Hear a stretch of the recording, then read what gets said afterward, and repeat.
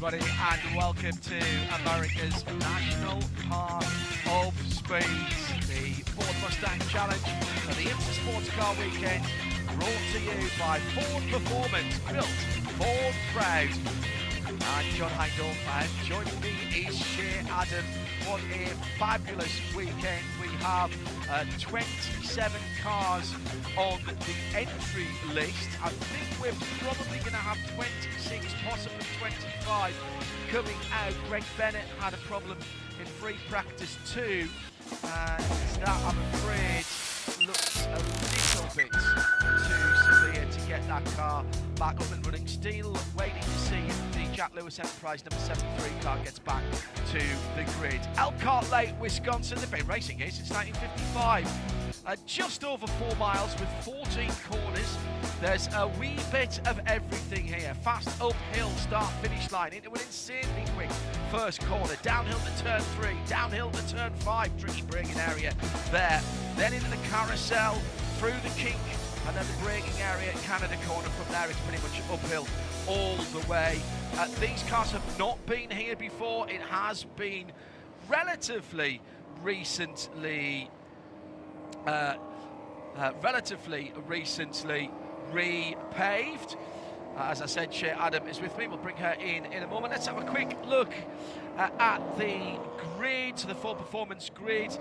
It would be Jack Lewis at the back, and then Kai Cairns, Scott Thompson, Tommy McGlynn, Rod Randall, Dr. Rod Randall, Mitch Marvosh in 21st position, John Strauss on the inside of row 10, Nick Smither on the outside of row 9 with Mike Stillwagon for company there, Tom Tate and DJ Randall on row the back of row number 7 and 8, Paolo Salvatore, Rob Eklund on the outside of row 7, Christian Bach on the inside. Alex Bachira will look to come forward in the number 33 Spark Performance Mustang from the outside of row 6 with Wes Slimp for company there. Marcus Vento has the number 18 JV Racing team in 10th position with Gab Taish on the inside of row 5. Max Opalski is on the outside of row 4 with Zach Lee on the inside in the 48.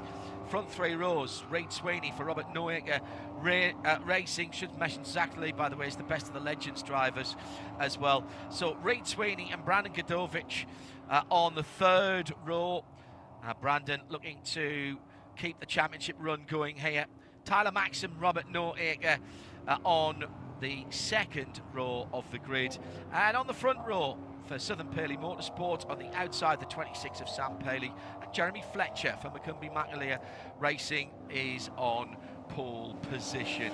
Coming to the halfway spot of the season, Shea Adam, championship standings, people will be keeping one eye on those as well as the results from here on forward. Yes, they will, and it has been the show as far as Robert Noaker Racing is concerned. It has been all about them. Tyler Maxon leading the way, 1,350 points, a 20-point advantage over Robert Noaker coming into today's race. But you mentioned Sam Paley. He sits 3rd in the championship, still within striking distance, as is Jeremy Fletcher, our pole sitter today, gaining those 10 valuable points by that pole position, moved him just that tiny bit closer. And there has been a change as far as the teams are concerned, because Southern Paley Motorsports has teamed up with McCumbee McAleer Racing. So the front row, in effect, working under the same tent this weekend. Let's see if those two cars can work together to try and get ahead of the Robert Noaker Racing cars and claw some valuable championship positions back.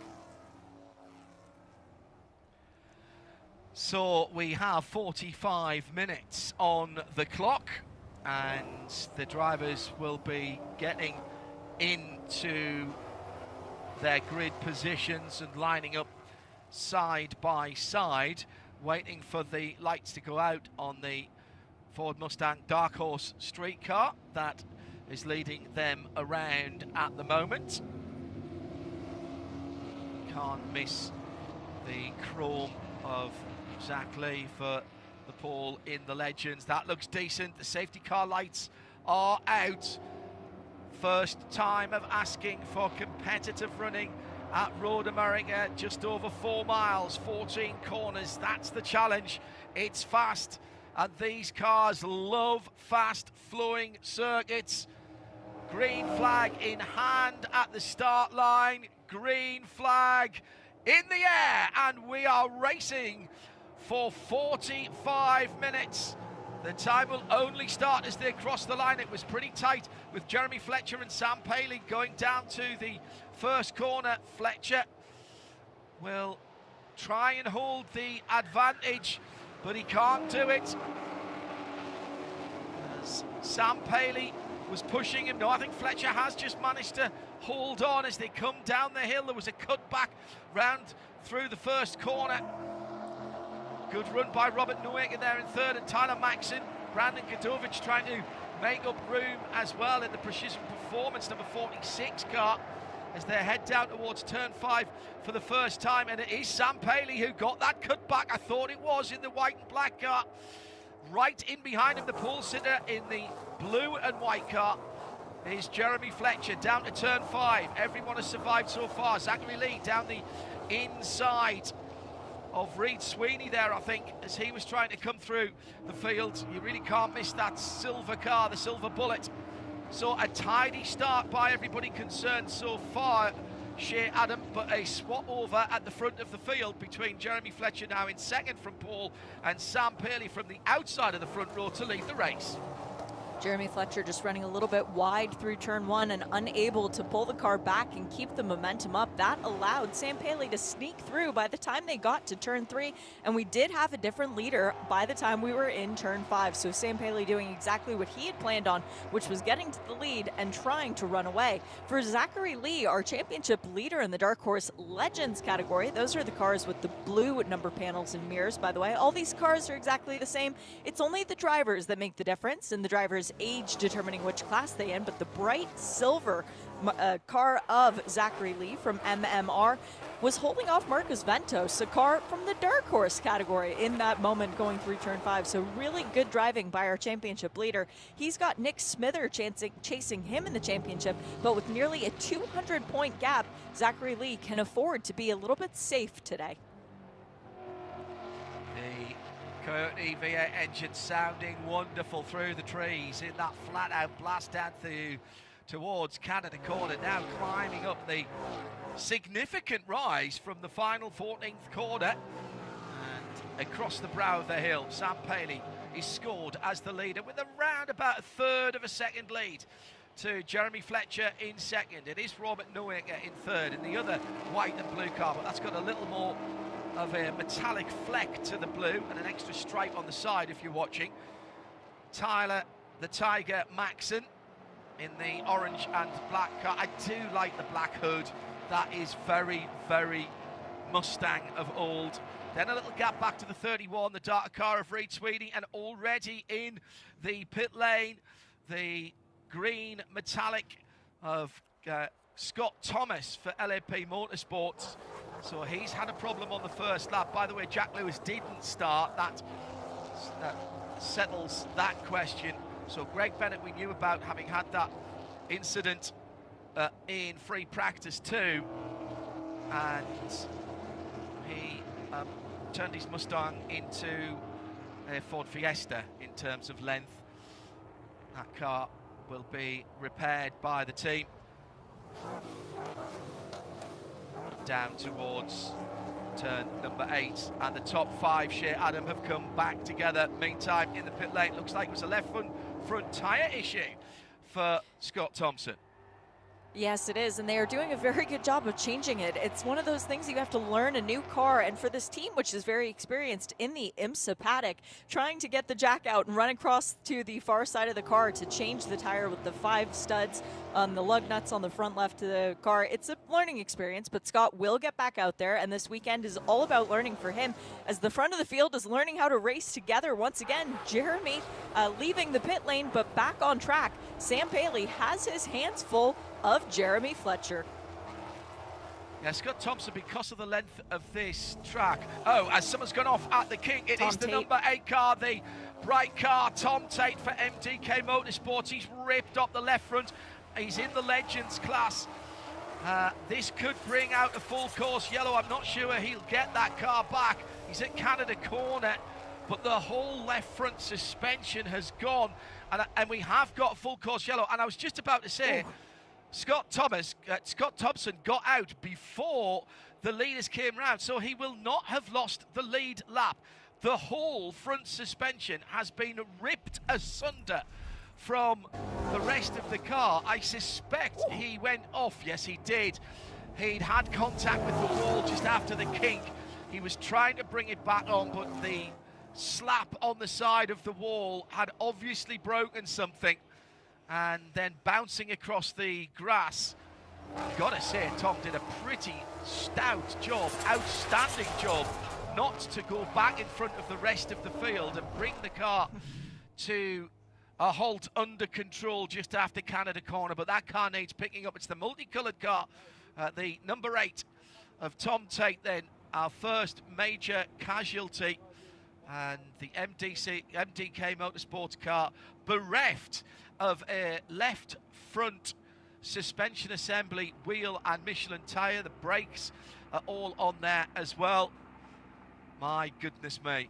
Tom getting out of the car, he slapped the wall on his side, but the door opened fine. Our AMR safety team already there as the car was coming to a stop, Shay. And once again, a testament not only to our safety team, who we love very, very dearly, but the strength of these cars. And the Tom Tate with a massive hit to the wall and the kink. A couple of things you can't argue with in life. The past and the kink at Road America. You'll lose every time. But Tom able to walk away from that after getting airborne as well. That pony decided to jump a couple of jumps out there, didn't it, John? Yeah, would have looked great on the cross-country course at Versailles in the Olympics. Amazing piece of driving by Tom not to lose control and spear across. He hit pretty far down after the kink on driver's left, and there's no protection there. That is concrete wall, and it's completely split the front suspension member. The bottom of the shock absorber still on the hub, along with the brake and the brake rotor, the brake disc. But that would have been a scary, scary moment there for Tom Tate. And there's a bit of clean up to do here. Stretching all the way down from just out of the kink down towards Canada Corner. And our track services team making sure that that is safe whilst the AMR safety crew prepare that MDK Mustang Dark Horse for recovery. It's going to need a lift, I think, that car. It won't flat tow, having lost quite a bit of its left front suspension. Tom's fine. He's walked to the safety and intervention vehicle on his own. He'll be a little bit disappointed, of course. Big thank you to our track services, our marshalling crews, the AMR safety team and the rest of the medical staff, and indeed everybody on duty this weekend. When we say it takes a village, we really mean it when we come motor racing. Literally hundreds of people giving their time, that most important of resource. Thank you very much to you all, and including that our wrecker and recovery truck crews. We always hope that you have a very quiet weekend and can sit up in the cab with the aircon on, listening on the radio. The rest of the car stood up very, very well indeed, to the point that Tom was able to open his door himself from the inside. And the rapid response vehicle from AMR, our IMSA safety team, is going to have an extra wheel and tyre in the hatchback. Always so the clock keeps running. Well, yes, very true. Not sure it's the same size and specification, but, you know, true enough. The time will keep ticking on. We'd had just around about 8 minutes of racing, maybe a little less than that, so still 36 minutes nearly to go. And the field frozen. Scott Thompson able to make his way back round. He's not quite on the back of the line of cars yet, I don't think. He's not far that off. LAP Motorsport car. No, he's not that far off, correct. He's having to be careful because of the safety team on track, and he's done a very sensible job of getting back to it. Another race here in tomorrow, and then the rest of the season. In fact, here he comes now in that very fetching, not sure what to call that. Teal. It's not a lime green. Teal? Ooh, all right. I had a car that wasn't a million miles away from that colour a few years ago. It's very chromy. And number 30 going through turn 1 now. Ooh, change up, Scott. I heard you hit the limiter there. Good point, though, that we should make. These cars are old school with a gear lever and 3 pedals. It is a stick shift. No ABS and no traction control, and Scott is now on the end of the tail. Let's take a look at our team update as well. And we are, as we do at every race, this is our full performance team update. And we're looking at a number of different teams here. Southern Pearly Motorsport leading with the number 26 car. Robert Noaker Racing, their best car in 3rd and 4th position, actually. Robert Noaker and Tyler Maxson, and the Macumbi Macalia Racing. Zach Lee leads in the Legends category and sits in 8th position overall. Designated, by the way, that Legends category by having the blue number panels rather than the reds of the Dark Horse category. So we'll keep an eye on those cars as they go through. Our leader just coming through the carousel now. And Zach's actually a pretty cool guy. John, yeah, sorry to interrupt. He's a guy who's been in IMSA for quite some time, running in different series. And when the Mustang Challenge came around, he said, yes, please. He was one of the first to decide to come and run in this championship. 3 out of the last 4 races have resulted in wins, pole positions, and 2 fast laps for Zach. He's the kind of guy, though, he's not exactly comfortable just sitting around doing nothing in the trailer. So yesterday, he was out helping the MMR crew, cleaning the car, keeping it nice and bright and chrome while they were working on it. He was doing jumping jacks, he was doing stretches. He's so excited to be a part of this championship, and it has rewarded him with a healthy lead in the Dark Horse Legends class. Right now, looking good to try and keep that perfect streak the last few races alive. Safety car lights are out just enough time as they're coming through Bill Mitchell Bend for me to tell you that the 2025 season schedule has been announced this week. We'll start at the Mobile One 12 Hours of Sebring at Sebring International in March. Then it's WeatherTech Raceway Laguna Seca in May. A non-points invitational at the Le Mans 24 Hours in June before we come back here in August. Then VIR at the end of August, Circuit of the Americas, early September, and the final round is TBA. That's the 2025 schedule. Back to Green Flag Racing. Sam Paley brings them back to the starter stand, and the front 4 have jumped away just a little bit from Reid Sweeney in the Robert Noaker Racing car. It's the black car with the gold and white bonnet stripes, hood stripes. Oh, big wide exit taken there by the 3rd place Robert Noaker car. Is that an opportunity for Tyler Maxson to come through? Can't do that there, but they have closed themselves up on the rest of the field. Just over 31 minutes to go. Plenty of racing here. Scott Thompson, excuse me, Scott, for LAP did get that teal metallic car on the end of the leaders.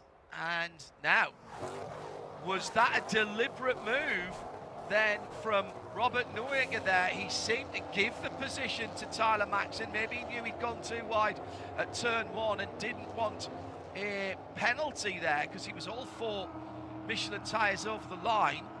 So that's a situation to keep an eye on, but that allows the top 2 to break away. We've had a spin down at turn number 5, and it's the white Yas Marine car of John Strauss, the Capaldi Racing machine. He'll get that car pointing in the right direction.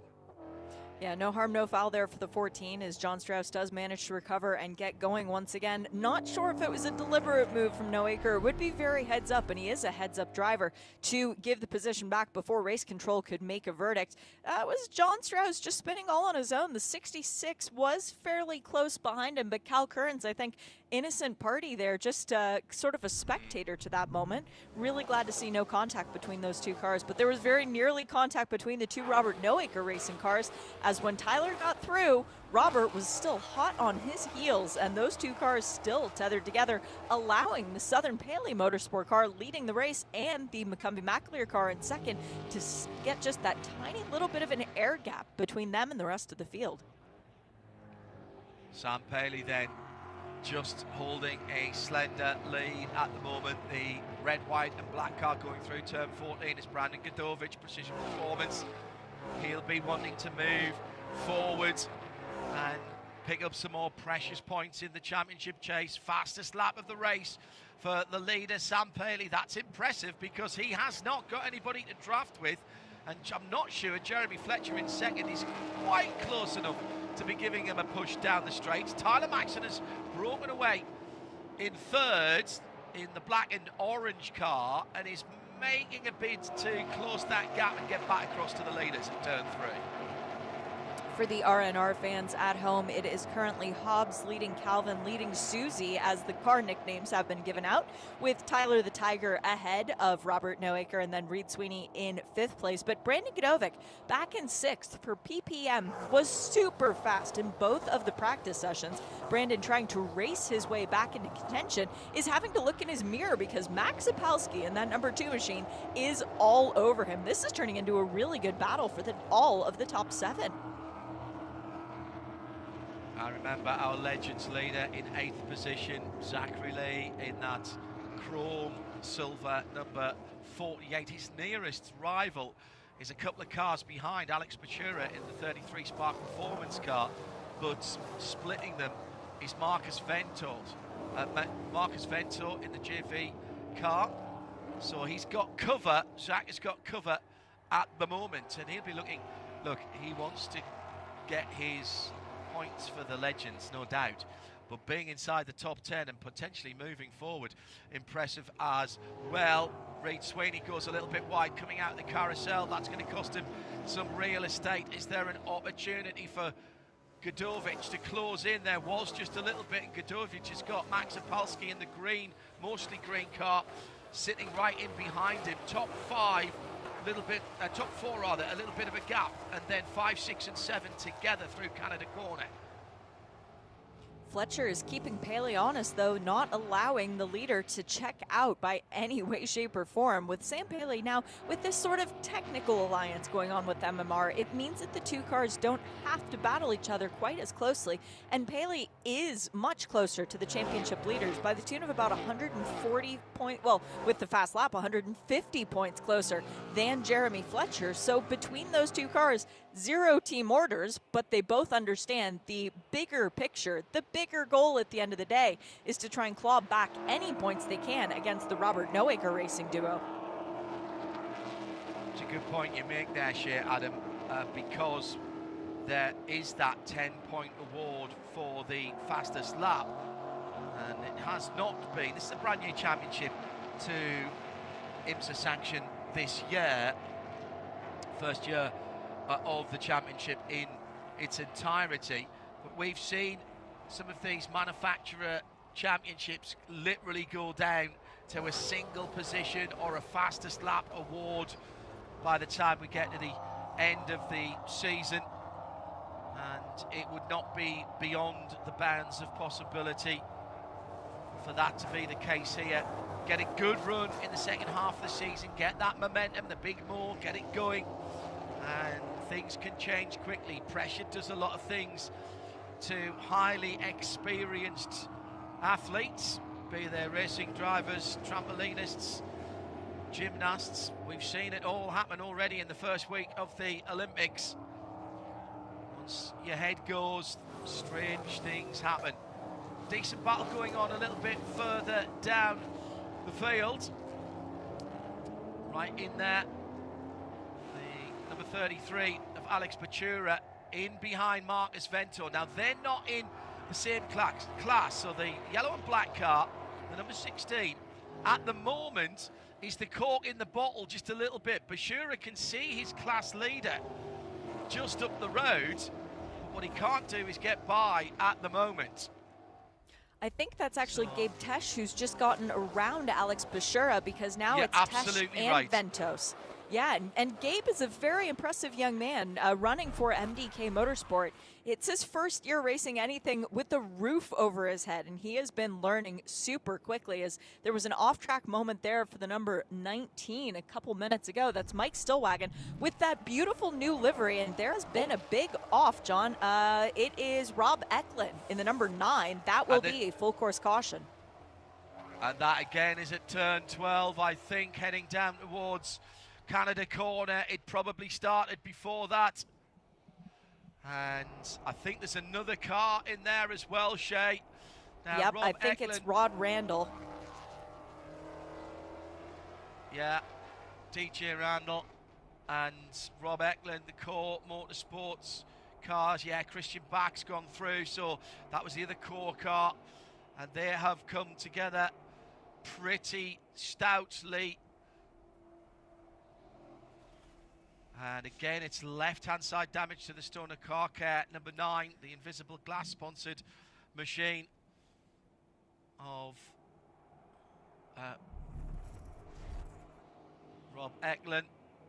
They were coming side by side through the little kink just before you get to the braking area into Canada corner, and there was a touch there, and they've hit the wall really hard.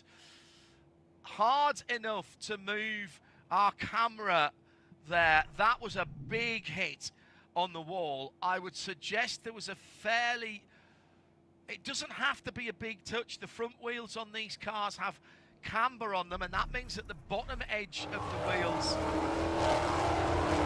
touch the ground much further out from the wheel arch of the fender than the top. And that means if you get side by side, you can bang that part of the wheel and tyre combination and brake steering, and at that point both drivers just passengers. Nothing there that was in the least bit deliberate. Both drivers are out of their cars. I just paused for a moment there to make sure that DJ was out. Yes, he is, and there's Rod Eklund Jr. getting out of his car as well. Rob's out of the automatic racing car. Once again, great structural integrity displayed by the Mustang Dark Horse machines in this Mustang Challenge. Both drivers able to open their driver's door and exit the cars themselves. This is going to take a bit of clean-up, share, Adam, with 22 minutes to go. It will, and thank you so much to our colleagues and friends in the PA booth who have different looks than we do, and they actually just were able to show me a different angle. It was Rob Eklund moving over to driver's left, actually, that just happened to pinch Dr. Rod Randall. Here we go from our friends at NASCAR Productions. Rod Randall running off the track at the kink, rejoining. Does he manage to keep it straight? Yes. Comes back on in front of Eklund. And Eklund with more momentum going through the second part of the kink, carrying more momentum. And by the way, for the people at home asking, is our camera operator okay at Canada Corner? Thankfully, it is a RoboCam, so the answer is yes. But a very scary moment there for both drivers involved as well. Glad to see both of them walking away from their Ford Mustangs, and another testament to the structural rigidity and safety of these cars. Yeah, Rob just ran a little bit wide. I thought that would have started a long way back, a little bit wide coming out of Canada corner, got on the grass, saved it, but that cost him momentum. And DJ coming round the outside, DJ Randall coming round the outside of him, then trying to move back onto the racing line. And after that, it was just a domino effect. And hey, robots have got feelings too. I'm not having you just dismiss that, Shay. Our automatic or our robotized camera sitting down there, and now you know why that is the case. Big hit on the wall. I think also we'll have to take a look at the concrete at that part of the track just to make sure that there's nothing that's moved into a position that would be dangerous. What you don't want, of course, is any overlap on the concrete blocks that would catch a car that was coming that way. So back under yellow again. This is no issue for Sam Paley. He continues to lead. Just a couple of penalties coming in. By the way, that incident between DJ Randall and Rob Eklund under investigation from race control. No great hurry as to getting that sorted out. It may result in some sanction through the rest of the weekend. Final warning for Brandon Godovic at turn 1. We've mentioned a couple of cars going pretty wide. It's an easy thing to do because you come into turn 1 so quickly and you want to scrub off as little speed as possible and keep the wheels turned for as little time as possible and get yourself on the throttle, back on the throttle. And these cars, there is a little bit of braking, but not much, and you want to get back on the right-hand pedal as early as you can. There's a line that delineates the edge of the track, but beyond that there is still some racetrack-ish style covering, so hard standing, if you will, and that is what the guys have been using. And final warning for Brandon Godovic. He cannot afford, Shay, to have a time penalty, particularly with the cars all closed back up again here behind the Dark Horse safety car. No, definitely not. And it's one of those things that makes you pay just that tiny bit more attention. When you do go off once, race control notes it. When you go off multiple times, that's when race control, in effect, loses the sense of humor because they view it as you are taking a different line around the racetrack than everyone else, i.e. you're doing a different lap, so therefore your lap does not count. And race control will start issuing penalties for that. And as you say, Godovic, with this grouping so close together, that really could be critical for championship points. Now, we did just have a pit caller. The number 3 is in. It's McGlynn. It's his first racing weekend. The car is jacked up. It's actually straight across from the booth, so it's very nice of them to be able to show me what's going on. But the car was jacked up. They checked underneath it. They've got the blocks out in case the mechanics need to go under. No tire change taking place on this car, so very curious for what's happening for Spark Performance. But if anyone is going to know what's going on with the car, it's the man carrying one of the blocks. That is Mr. Sparks himself, Sparky, as we've known him for a long time, John.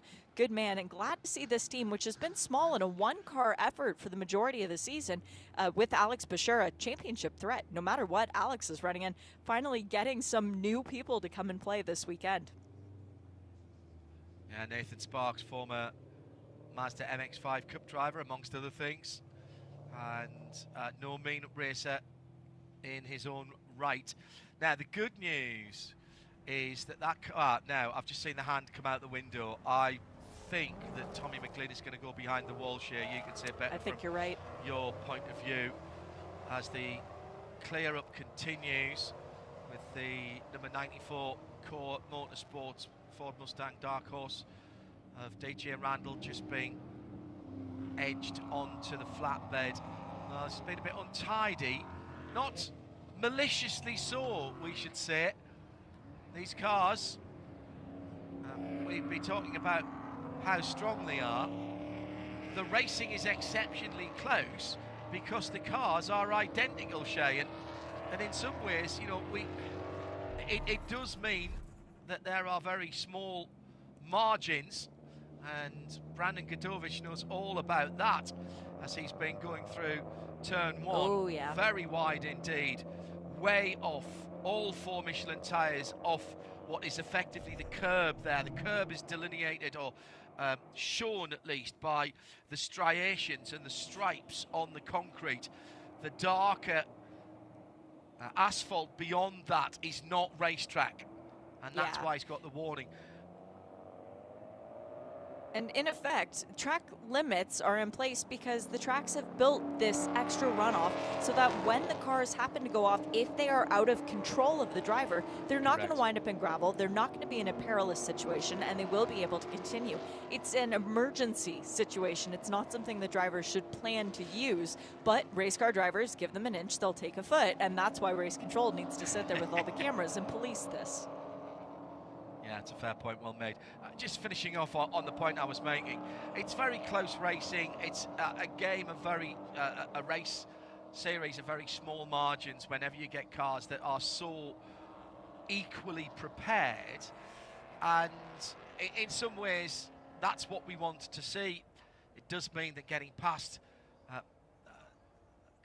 competitors, even when they have made a mistake, as we saw there from Rob Ecklin, is not a slam dunk, and that has caused, I think that has been a contributing factor to that incident. Not really anybody's fault, just the fact that a little bit of additional speed doesn't always turn into a cut and dried passing opportunity. Easy to be wise after the effect, but I think both of those drivers will look at that. Rob knows he made a mistake. DJ coming round the outside, could he have just held his line down to the braking area of Canada Corner? Maybe, but ifs and buts, ifs and ands, pots and pans, etc, etc. If my aunt had wheels, she'd be a bicycle, that sort of thing. Well, there's another version of that, but I can't use that if I want to continue to broadcast. We are down to the last 14 minutes, 14 minutes, and I don't think we're a million miles away from going back to green. It'll just be the final check for debris. There were some quite large pieces of Ford Mustang Dark Horse that were down on the run down to Canada Corner, where we've seen two significant contacts. Debris fields that our hard-working safety crew and the track services personnel have had to clear up. Thank you to them. You can probably see whether those two flatbeds have got into the pit lane or off the track at the exit of turn 13. We might be able to go green at the end of this lap with just under 13 to go. If not, it's going to be about 9. No, we've still got the AMR safety intervention vehicle there, just checking as I thought they would be. Checking the walls, checking for any errant pieces. So we're going to go one more time around, which will take us to about 7.5 minutes to run to the checkered flag if we can go green this time around, this next time around, should I say. Again though, Shay, got to say, this will not be bothering Sam Paley at all. Would he like to be racing? Would he like to be having fun? Yes, but right now nobody's gaining on him, and he's not pulling away, but nobody's gaining on him either. Exactly. He's holding on to the lead of the race, and I can't actually see if the flatbeds have pulled in because although I'm staring down Tawny in the starter stand just happens to block where the flatbeds would turn out back into the paddock area. So I would assume that they've gone back there, but Tawny's still with the double yellows firmly in hand. Gives us an opportunity to say thank you to all the fans who have turned out, to the good sir wearing the multicolored cat shirt. I love it. Please send me a message. Where did you get that? Because I might need one. But it is a beautiful day here for racing in Elkhart Lake, Wisconsin, and glad to see so many fans turning out so early for the Ford Performance show to kick things off this morning. And apologies to everybody for not getting in all the green flag racing, but the green flag racing we've had has been excellent, has it not? Yep, take a bow, sir. You've earned it. Yeah, very, very good point, Shay. Very good point indeed. It is some reorganisation of the tyres on the run-off area at Canada Corner at turn number 12. You might think, well, that's a very long way off the track. But the reason we are having to reorganise those tyres is because the car got all the way down there.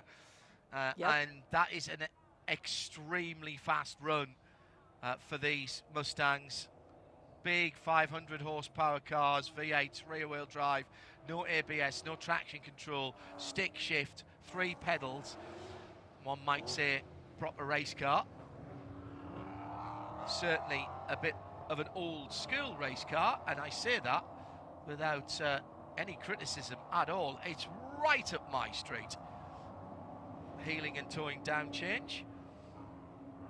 So we'll have, as I say, if we can go green next time around, we'll have about 7.5 minutes to go. Second race for Ford Mustang Challenge, brought to you by Ford Performance. Built Ford proud. Comes tomorrow. We're splitting the races over the next 2 days.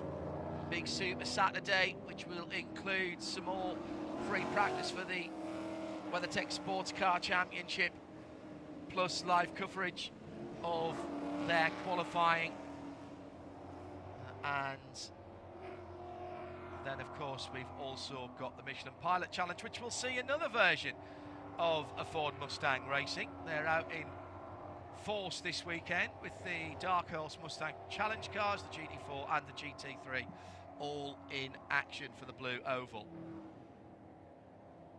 Right, now coming back through the kink again, 9 minutes to go. No change, of course, to any of the positions. So Sam Paley still leads from Jeremy Fletcher and Tyler Maxon, 26, 22 and 74. Number 84 in third in the Legends is Paolo Salvatore for Torre Racing. And what a great story he is, John. This is his first weekend in any kind of professional series at all, almost no testing. And while this is a new championship and everyone is still adapting to racing, he's brand new to this car, trying to keep his nose clean, just going out and doing what he can. Finds himself in that third position, as you say, in the Dark Horse Legends category. What a start to a weekend, potentially to a career, to come into this championship and walk away after race number 1, potentially with a little bit of hardware. Could be a cool thing. We need to keep our eyes on Paolo Salvatore. I think we're still just rearranging tyres at Canada Corner.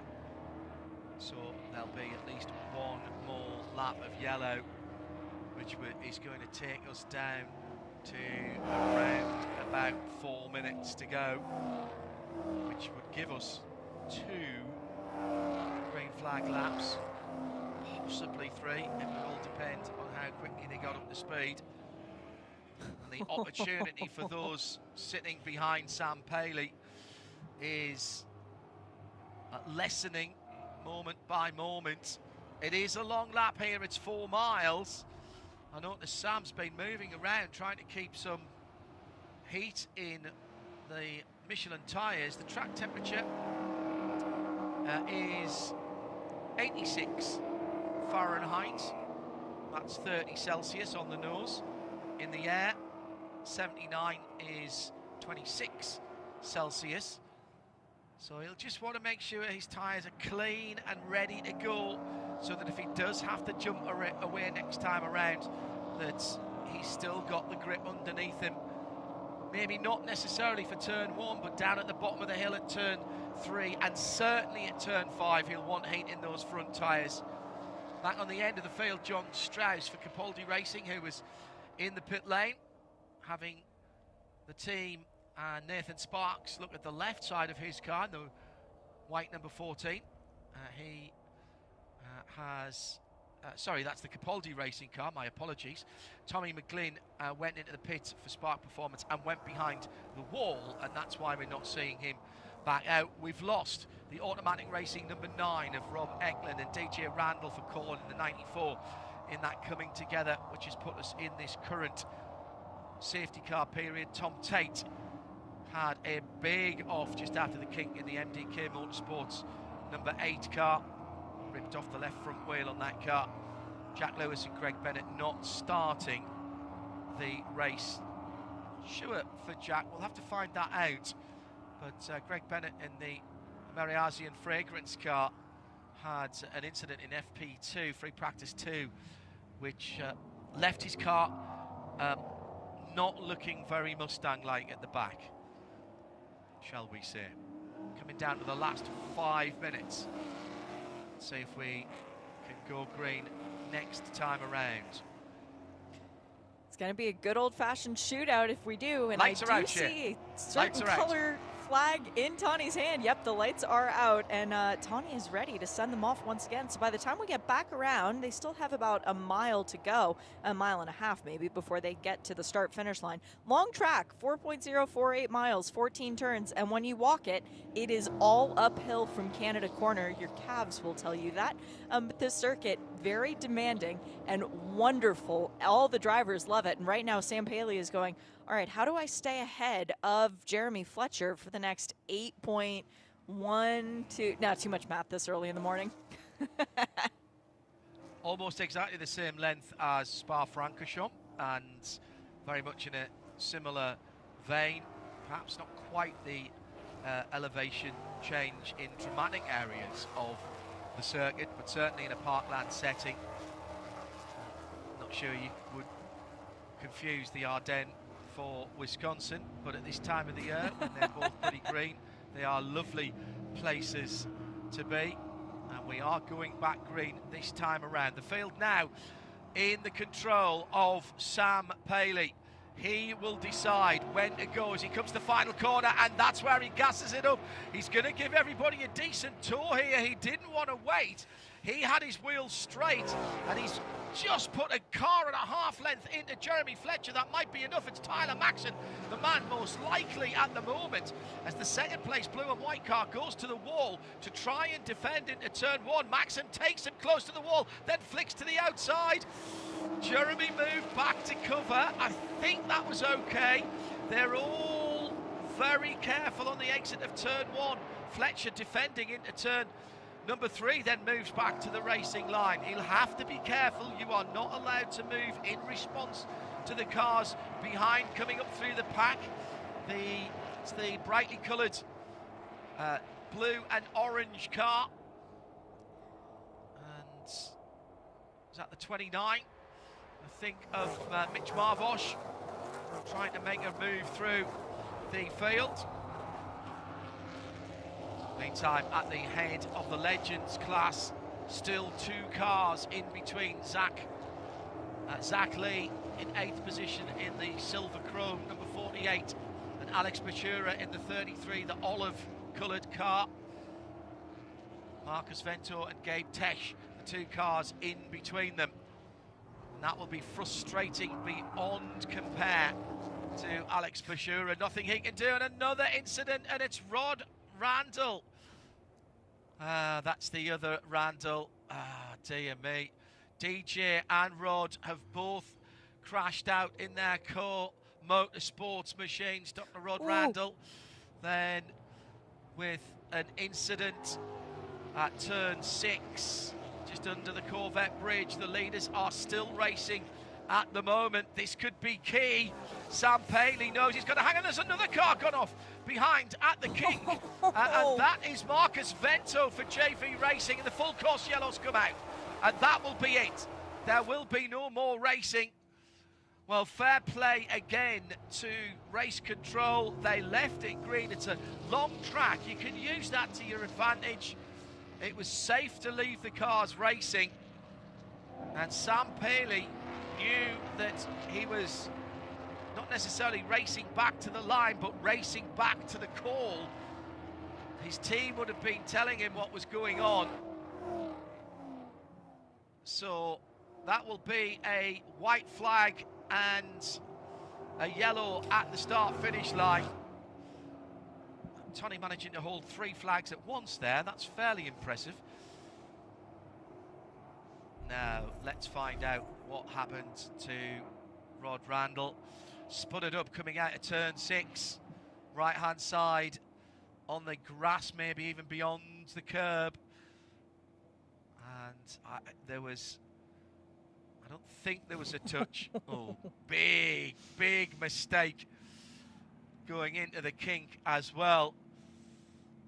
My goodness me, that was a wake-up call for Marcus Vento, who only lost 1 place, I think, in doing that. But he knew he was in trouble because he was feathering the brakes all the way onto the grass and still on the grass Did he actually touch the wall, Shay? That's the question.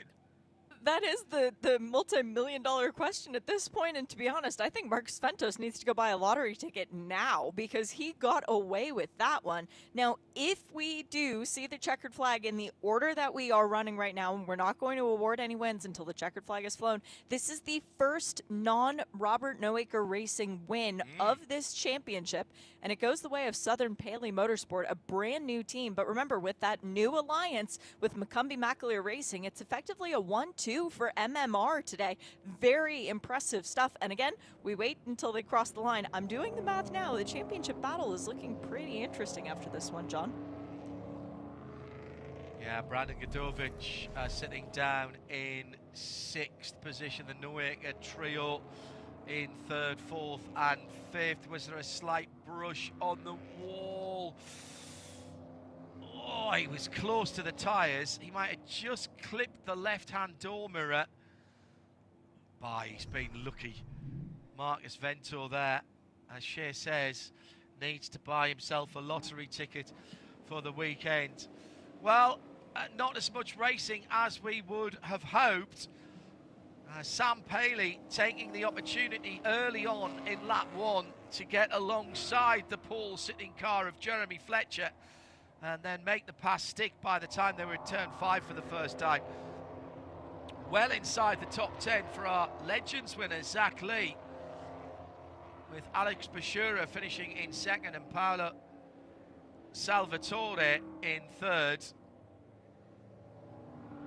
Paolo, as you're seeing, at the very start of his racing career.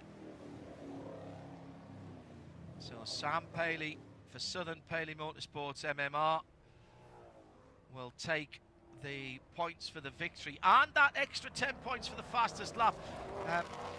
It was Zach Lee, by the way, who was the fastest in the Dark Horse category. As they come back to the checkered flag, she is doing the arithmetic. I won't ask her to do that until we get to the line because nothing's final until they cross the line.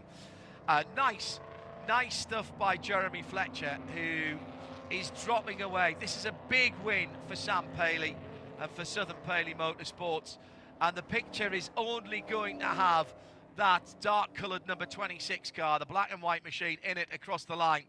That's a really nice gesture from Jeremy Fletcher.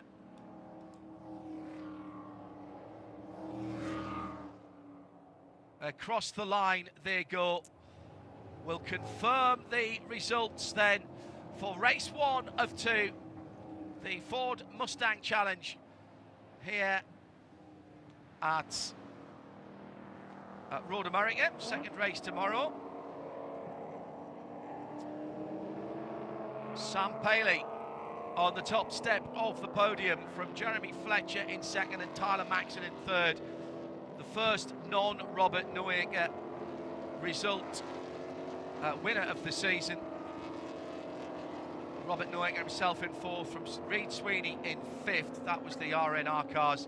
Then Precision Performance, Brandon Godovic in 6th, Max Zapalski in 7th. McCumbee McAleer's Zach Lee takes the Legends class in 8th, ahead of Gabe Tesh, Marcus Ventos and Alex Pachura in 11th. Problems at the bottom of the field. We lost Tommy McGlynn behind the wall. Not sure what happened with that. Rob Eklund, DJ Randall, Tom Tate, all with accidents, and Rod Randall as well with a problem. So bad news for them. Let's hope they get back for tomorrow's race. Jack Lewis and Greg Bennett not getting to the green flag today. Shay, very quickly, let's have a look at the arithmetic for the championship standings. Unofficial at this point, of course. Halfway through the year at this point, and Tyler Maxon does lead the way, 1,650 points unofficially, ahead of Robert Noaker, a 40-point gap. But now Sam Paley is on 1,500 points, well within striking distance of the lead. Jeremy Fletcher, 1,320. In Dark Horse Legends, it is 1,700 points for Zach Lee, ahead now of Mike Stillwagon, 1,420 for Stillwagon, and 10 points back, it's Nick Smithers. So a very good day for Mike Stillwagon, an even better day for Zach Lee. Shea Adam was alongside me for this Ford Performance presentation of the Mustang Challenge. Ford Performance built, Ford proud. It's not the end of the excitement for Road America here at Elkhart Lake. We'll be back with another 45 minutes of action tomorrow. There's a few cars to be patched up. Congratulations to Sam Paley for his maiden victory in the championship and to Zach Lee in the Legends class. We'll see you tomorrow. Bye-bye.